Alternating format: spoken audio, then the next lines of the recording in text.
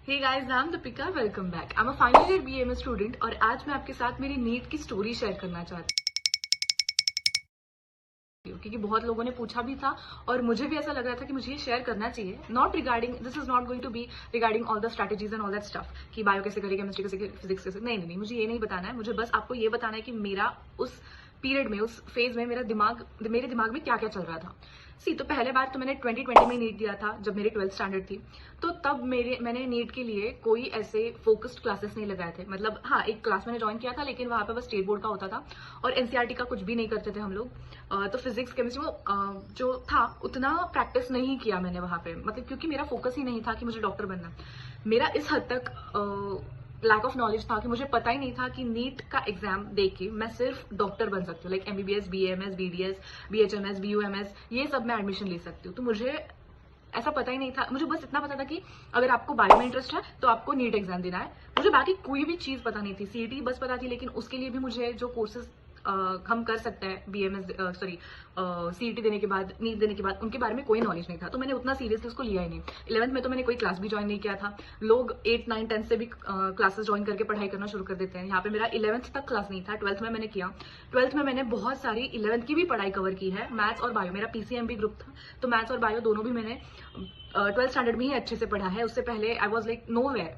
तो 12th में मैंने जितना किया, ना मेरे पास एनसीईआरटी था बायो का, सी बायो का NCERT is a Bible, right. उसमें से डायरेक्ट क्वेश्चंस आते हैं नीट एग्जाम में और मुझे ये भी नहीं पता था कि उसमें से डायरेक्ट क्वेश्चंस आते हैं, तो मुझे वो पढ़ना चाहिए। ये भी मुझे बेसिक पता नहीं था। तो बस मैंने फर्स्ट अटेम्प्ट बस देने के लिए दे दिया था। मुझे कुछ आइडिया नहीं था एग्जाम कैसे होता है, क्या होता है, कुछ नहीं, बस मैंने ऐसे ही दे दिया था। मुझे कुछ 168 समथिंग मार्क्स थे। क्वालिफाई मतलब एलिजिबल थी मैं अप्लाई करने के लिए, मैनेजमेंट से वगैरह एडमिशन ले सकती थी। लेकिन उतना तो मेरे पास ये नहीं था कि मैं मैनेजमेंट से एडमिशन लूँ।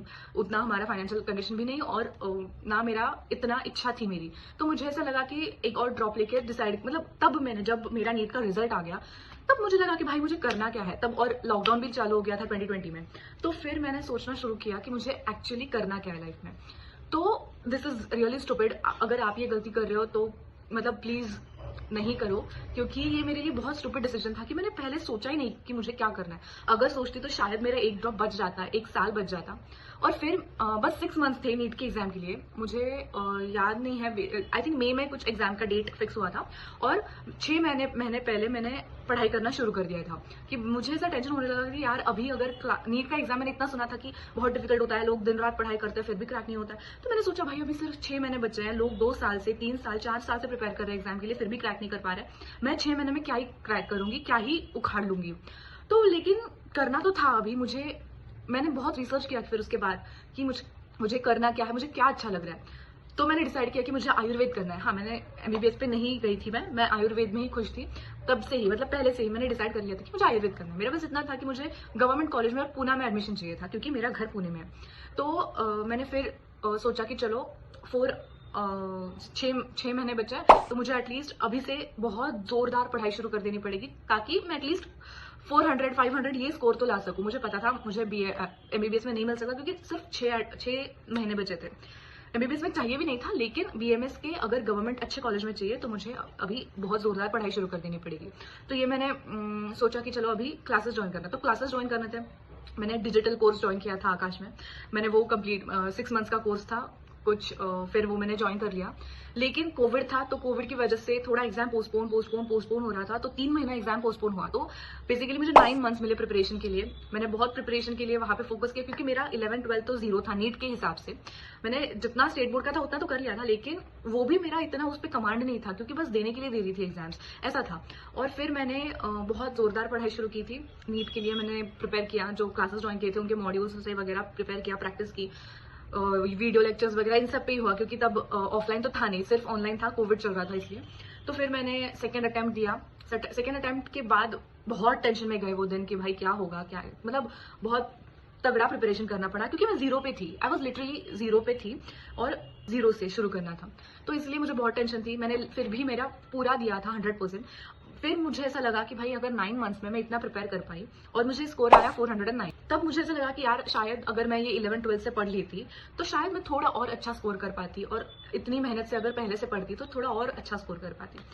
तो तब मुझे वो एक रिग्रेट होता है ना कि यार क्यों नहीं किया पहले से, या क्यों नहीं पहले से डिसाइड किया, क्यों पढ़ाई क्यों नहीं की, ये बात नहीं है। पढ़ाई मैं कर लेती अगर मैंने डिसाइड कर लिया होता कि मुझे नीट करना है। तो अगर नीट करना ही अगर दिमाग में बैठा हुआ होता ना, तो ऑटोमेटिकली मैं उस हिसाब से चलती, उस डायरेक्शन में, उस इंटेंसिटी के साथ पढ़ती। लेकिन मेरे दिमाग में था ही नहीं कि मुझे क्या करना है। मुझे पहले से लगता था मुझे डॉक्टर बनना ही नहीं है, क्योंकि उनकी बहुत रिस्पॉन्सिबिलिटी भरी लाइफ होती है, बहुत ज्यादा बिजी होता है, बहुत ज्यादा टेंशन होती है लाइफ में। इसलिए मैंने सोचा था कि मैं कुछ भी करूंगी लेकिन डॉक्टर नहीं बनूंगी। लेकिन फिर दिमाग में ऐसे ऐसे चीजें भरती गई, बहुत ज्यादा रिसर्च किया, तो मुझे ऐसा लगा कि कोई भी लाइफ चूज करो, आपको टेंशन तो होनी है।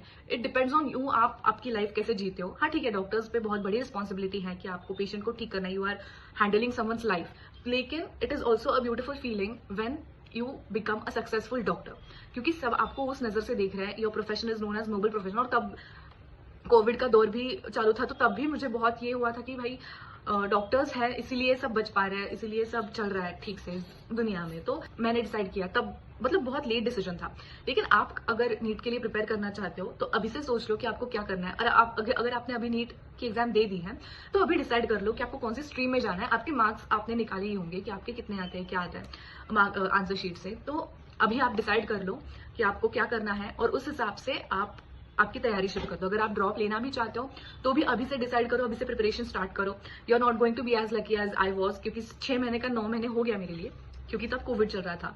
इसलिए अगर आपके पास अभी आपका डिसीजन हो गया है, नहीं हुआ है तो कर लो डिसीजन, और अगर हो गया है तो अभी प्रिपरेशन शुरू कर दो अगर ड्रॉप लेना चाहते हो तो। और अगर नहीं लेना चाहते हो तो डिसाइड करो कि आपको कौन सी पैथी लेनी है, आयुर्वेद लेना है, बीडीएस लेना है, एमबीबीएस लेना है, बीएचएमएस लेना है। तो जो भी है अभी डिसाइड कर लो और उस हिसाब से फिर आप आगे की तैयारी करो। So this is it for this video. Thank you.